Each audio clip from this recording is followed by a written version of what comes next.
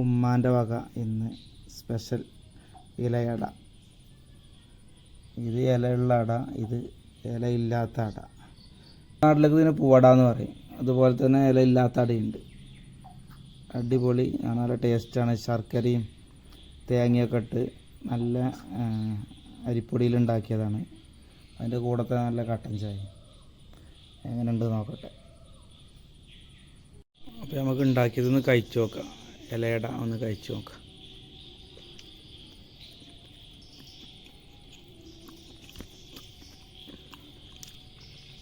ആവിയിൽ ഉണ്ടാക്കിയതുകൊണ്ട് നല്ല രസമുണ്ട്. തേങ്ങയും ശർക്കരയും വേറെ എന്തൊക്കെയോ കൂട്ടിയാണ്.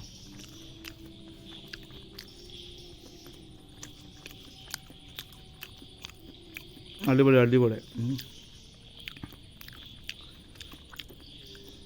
നമ്മളെ നാട്ടിൽ ഇതിന് പൂവട എന്നൊക്കെ പറയാം. അപ്പോൾ വീഡിയോ ഇഷ്ടമായാലേ കൂടെ കൂടിക്കോളി, സപ്പോർട്ട് ചെയ്തോളി. ഓക്കെ.